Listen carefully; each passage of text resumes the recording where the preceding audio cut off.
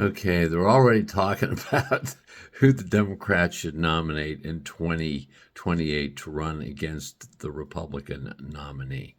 I will say this, regardless, as long as they believe in the Constitution and aren't totally just El Nutso, that the Democratic nominee has got to be supported by everyone. Because if Trump, the Republicans are going to crush this democracy. They just don't believe in the rule of law.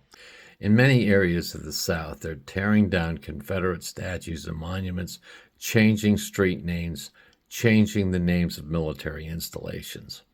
Regardless of whether that's justified or otherwise meritorious, realistically, it's unwise.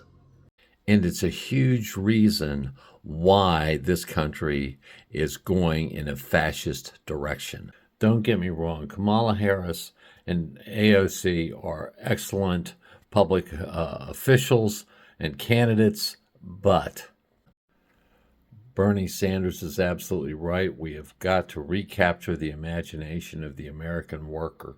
Walz is the guy most likely to do that.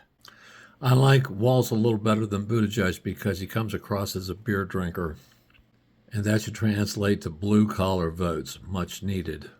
And other minorities are not in a majority in this country, and I think one of the reasons we're seeing a hard right swing in this country towards, in some cases, neo-fascism, is because a lot of white folks are upset because they don't recognize the country anymore. The culture is changing too fast.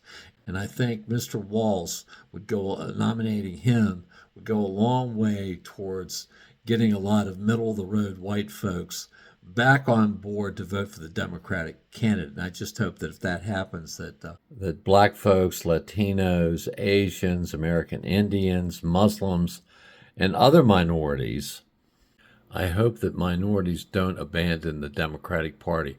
Look, Walz is the type of candidate who can actually unify this country, much needed.